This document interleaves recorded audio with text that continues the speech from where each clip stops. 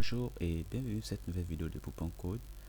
Donc aujourd'hui on va voir comment organiser facilement votre projet en React.js parce que React est réputé notamment pour faire produire les développeurs du code spaghetti, d'accord? Parce que React en fait n'a pas une structure prédéfinie comme des frameworks comme Angular par exemple ou Laravel, d'accord?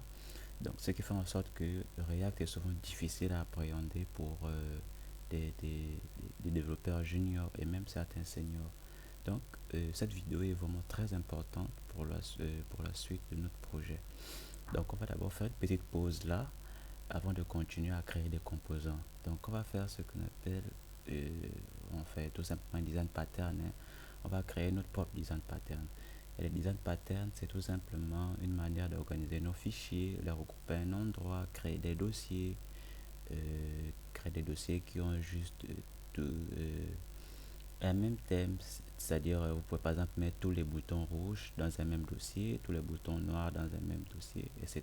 Donc c'est une organisation tout simplement pour vous aider à mieux vous retrouver dans la suite de votre code. Donc on va commencer par le commencement. Donc React, comme vous pouvez le constater, comme je l'avais déjà dit dans les précédentes vidéos, React c'est une librairie qui est orientée composants. Qu'est-ce que ça veut dire orienté composant? Ça veut dire que en fait les blocs de code en React sont mis bout à bout pour former un tout. C'est-à-dire que par exemple, si vous voulez créer une page de connexion, vous pouvez mettre le bouton dans un autre fichier, les champs de ce formulaire dans un autre fichier, d'accord? Donc, et ces deux fichiers forment deux composants que vous allez mettre ensemble pour faire un formulaire. Donc, je vais encore prendre un autre exemple pour que vous voyez mieux l'aspect composant. Euh, c'est comme un profil. Par exemple, on a un profil. Dans un profil, il y a une photo de profil. Il y a des informations de profil. Les informations de profil, vous pouvez les mettre dans un fichier à part. Et la photo de profil, vous pouvez la mettre dans un fichier à part. Donc, après avoir conçu ces deux fichiers-là, vous pouvez les regrouper pour faire un seul fichier qui va s'appeler votre profil. Donc, ces deux fichiers différents, donc photo de profil et information de profil, c'est ce qu'on appelle des composants. Donc, un composant en React, ça ressemble principalement à un fichier JavaScript dans lequel il y a du code, comme celui-là, du code mélangé à du HTML. Par exemple, dans notre formulaire d'inscription, il y a tout simplement du HTML pour l'instant. Donc, on va commencer à organiser tout ceci avant que ça ne devienne ce qu'on appelle du code spaghetti. Donc, on va déjà créer notre premier dossier qu'on va appeler page, dans lequel on va regrouper toutes nos pages, d'accord?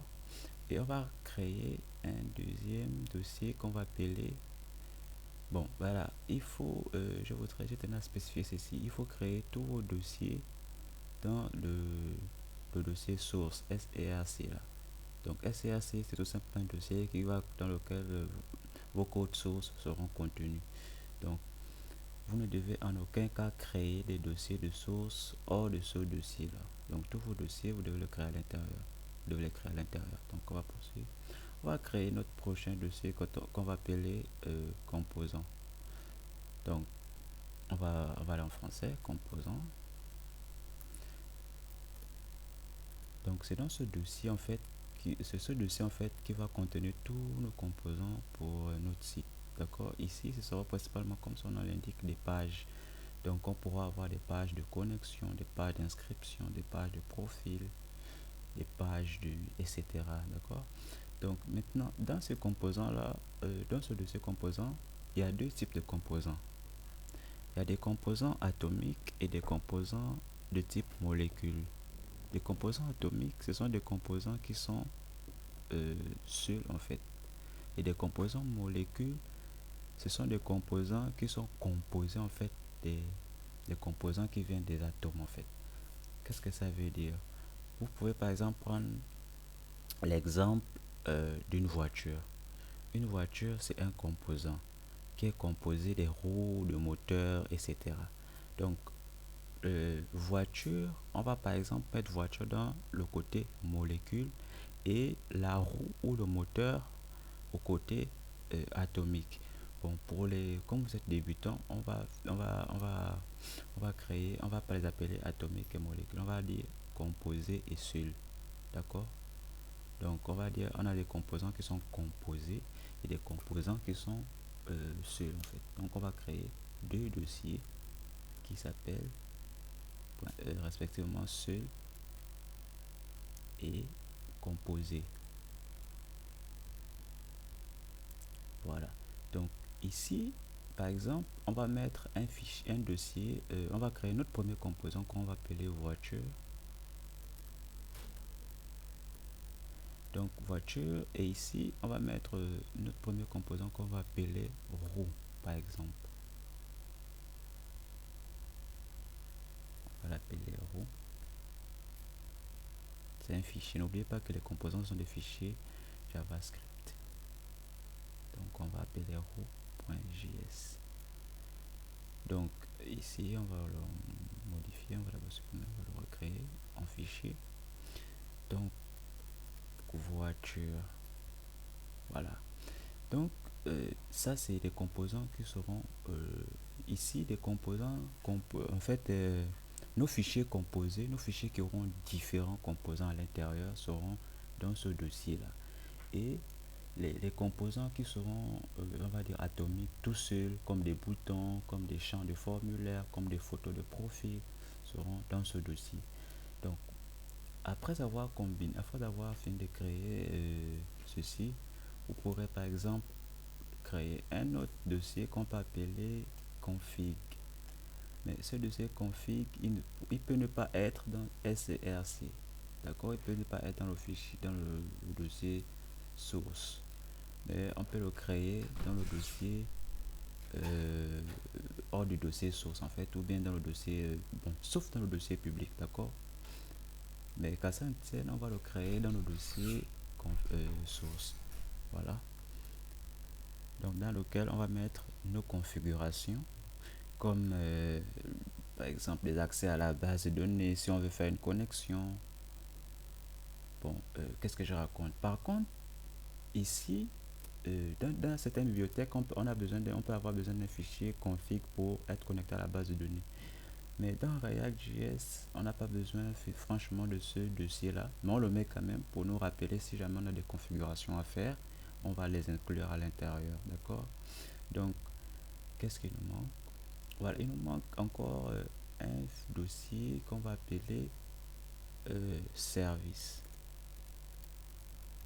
Alors, qu'est-ce que ce dossier service? Quel est son rôle? En fait, le dossier service ici va contenir nos services, c'est-à-dire si on veut accéder si on veut supprimer un élément à la base de données, si on veut modifier tel élément à la base de données. Donc ça va principalement servir à faire des actions sur notre base de données. Donc on va passer via ce dossier là pour accéder à la base de données.